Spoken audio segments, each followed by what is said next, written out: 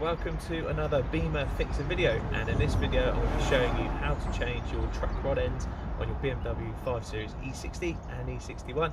That said, the process is very similar across the whole BMW range and most makes and models of cars as well.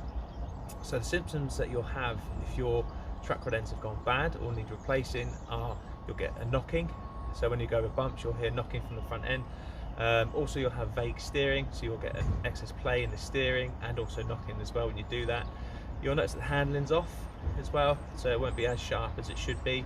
It's quite wallowy, quite soft. You can test this by if you jack up the car and grab the wheel in the kind of 9 o'clock, 3 o'clock position and give it a wobble. You'll see and hear the play in the joint. I'll show you it in a minute. It's not to get confused with a dodgy wheel bearing, so to test that you go 12 and 6 position and wobble the wheel like that. So in this case I haven't got play when it comes to that, but when I go side to side I've definitely got play in it. You can even see it as well, which I'll show you again in a minute. Okay, so tools you're going to need for this, obviously car up in the air and everything, and the wheel off, so your jack, axle stands, locking wheel nut, brace to get the wheel off. You're going to need a socket set, okay, so full range sockets is a must. Allen keys as well, and probably some Torx. This is to secure, so when you come to taking the nut or putting a nut on the new track rod end, to stop the ball from spinning in the socket you need to secure it, and that's usually with an Allen key or it's Torx. I think it's Torx but from the factory, and then Allen from aftermarket. You're going to need a vernier gauge, well not need, but it helps if you've got a vernier gauge. So this is to measure the pre-existing distance of the track rod end on the steering rack at the moment. So when you go to put the new one on, you can get it fairly close to where it was, so you can get to the test station, or the garage I should say, to get your wheel alignment done, which I strongly recommend you do. We've got some steel sins as well, things get ugly and we need to use some force, or even just to secure the steering rack to stop that from spinning when we're tightening up the track rod end. We need some spanners as well, I believe, if memory serves me right, it's 21 or 22, don't quote me on that, we'll check it in a minute. Yeah, and a torch helps as well. So that's pretty much everything we're going to need. So what we'll do now is I'll jack the car up and I'll show you that excessive play and what to look for when your track rod ends have gone bad. Okay, so once your car is up in the air, you can give the wheel a wiggle and you will feel it. I can't do it because I've got the camera, but if you, I don't know if you can see that or even hear it, but if I actually show you the track rod end itself, I'll try not to get in the way of the light. So the track rod end is here. Okay, so this is track rod end. This is where the play is. So if I give the wheel a wiggle,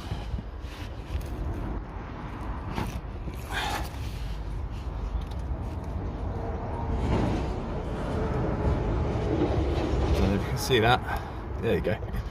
Okay, so it should not be doing that. Right, so what we'll do now is get the wheel off, and then we can tackle the track rod end. So this is the nut here that we need to loosen off, and then we can unwind this. But before we unwind this, we'll take a measurement from the end of the track rod end, so underneath this collar, to say we'll measure to the end of the thread. So just make sure that this is the same size as the new one, and that the distance is the same at the end of the thread and to the start of the track rod end, but not the collar. You need to move that out of the way. Okay, so once your wheel's off, what I've done is I've turned the steering all the way over to the side that I'm working on, the right hand side. This just gives you a bit more access to the track rod end. So this is the first bolt that we're going to take off, which is a 21mm. Now I've already broken it off. It's actually really tight, so just persevere with it. You can go with a bit of penetrating fluid if you like, if you need to, but yeah, once you've got your stuff on there, I'm hoping that it's going to have pinched enough at the bottom for it not to spin, which I think that might be the case.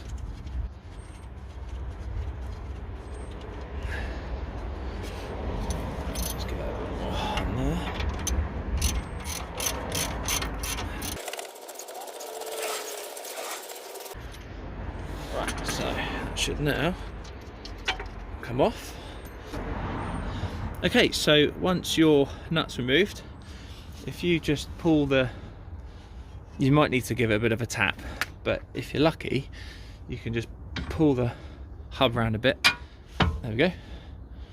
And the track rod end drops out the bottom. So now what we'll do is we will remove or loosen off the bolt here, the lock-in bolt.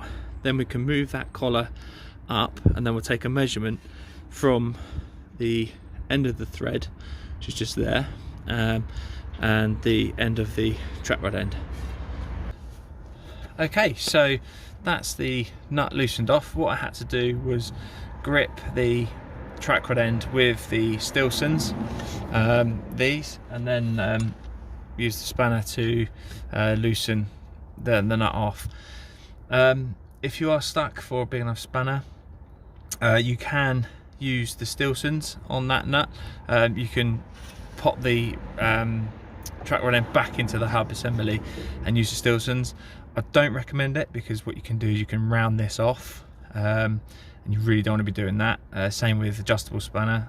If you use that, you can end up rounding the nut off. But if you're in a bit of a pickle and you're stuck, you can do that. So what we'll do now is we'll wind the nut up so we can see the end of the track rod end, like so. I've measured it, and it's the same size as the new one, which is good, which it should be. But anyway, so the measurement we're after is the distance between the end of the track rod end, just in there between the track rod end and that collar, and the end of the thread. So what we'll do, we'll make sure we're zeroed off, and if we have a look,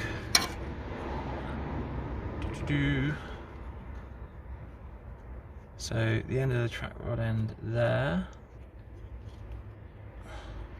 and that thread, so that looks like, so you can also count the turns when you unthread it, but it's just a bit nicer to have a more precise.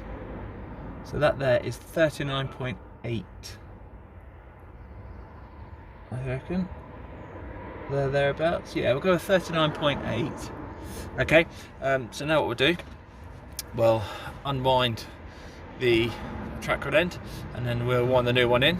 We'll replace the collar as well, because the new one's come with a new collar, but it's not come with a new bolt. Another reason why we don't want to round that off, because some of them don't. And then we'll get ready to pop it back in the hub. Okay, so what you're going to need to do as well is, with a 15mm spanner, or again your Stilsons, is just grip the inner tie rod end. Here, there's like a little recess for the spanner to slip on, just so when you're turning it, the tie rod end, you don't turn the whole inner tie rod, because you'll be there forever. So yeah, so just remember to lock that out, even if it's just to do it to start it, and then once it goes, it's off. Okay, so then just take that off, and then we'll put the new one on. Okay, so just to give you a bit of a comparison, this is the old one. The boot's still intact, the rubber boot, but there's just, that's shot away. You shouldn't be able to do that. It's almost springy. Compare that to the new one, which is solid. Okay, so we're going to get that on now. What we'll do as well is we'll copper grease the thread on the track rod end. This will help the alignment tracking, and also eventually, if the car's still going and it needs another tie rod end.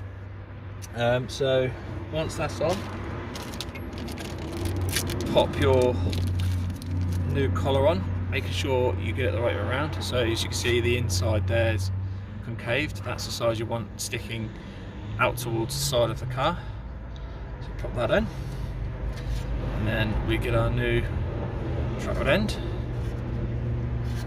and then start winding back on. Right, so we have our track rod end wound in. We checked the measurement again there, so we're at the end of the new track rod end and the end of the thread, and we're 39.8. So it's not going to be spot on, but it's going to get us. It's going to be accurate enough to get us down to the garage to get the tracking done. So then what we need to do is we need to just wind the nut back down. Oh. There we go. Okay, so then once that's back down, that should lock it roughly in place. And then what you can do is you can, on the end here, on the end of the, spin you around a bit, I'm going to put a dab of copper grease on here, and then we'll pop it back on in the hub. Then we can secure that down, and then we can tighten this. Now the inner bolt here, that is 70 newton meters torque, and the nut on the end here is 80. Okay, so just make sure they're torqued down correctly as well. But I'll pop a bit of copper grease on here now, pop it in, and then we'll tighten it all up.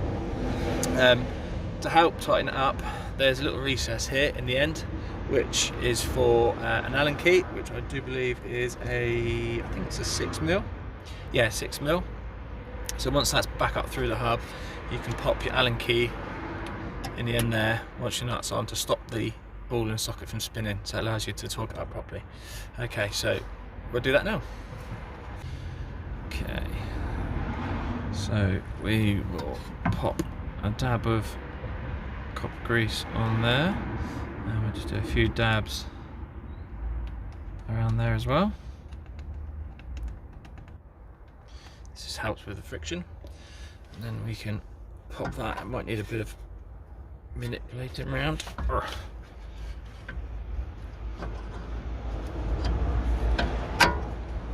There we go. So then we get our nut, we pop it on. So this is a locking wheel nut. So whereas the other nut, I can't find it there, had the little bracket on there to stop it from loosening off. This is a nylon nut, so when it's torqued down properly, that little blue ring you see in there will stop it from coming loose. So we'll pop this on.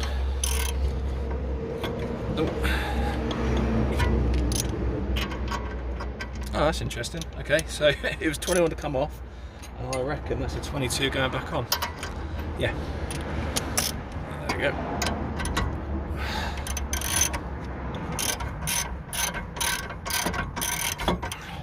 So we'll get this wound all the way on, and then we'll torque it up to 80 newton meters.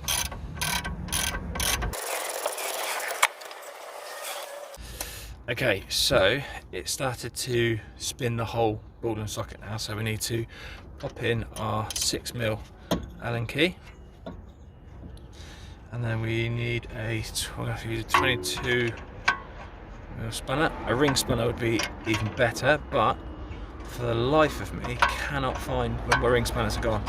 So Father Christmas, if you're listening, a new set would be great. Okay, so put that on there. I'm not randomly just asking Father Christmas. It's December the 22nd today, so we're nearly there. Actually, while I'm at it, Merry Christmas everyone, and thank you all to my subscribers. I hope you have a lovely Christmas. Alright, okay, so we'll get that in there like that. Okay, and then what we'll do now is we'll get the torque wrench on there, otherwise it's going to round off just like that. We'll get the torque wrench on there and tighten it up. Okay, all done. So there's our new track rod end all in place. So just as a reminder, that was 80 newton meters of torque, and that was 70. That's 70 newton meters of torque. So once they're all torqued up, and then it's all safety wheels back on and everything, then you want to go get your wheels aligned. But that's everything to it. So fairly simple. If you enjoyed the video, please give it a thumbs up. If you've got any comments or any questions, please ask away in the comment section, and I look forward to seeing you soon. And not to forget, Merry Christmas. Take care guys, bye bye.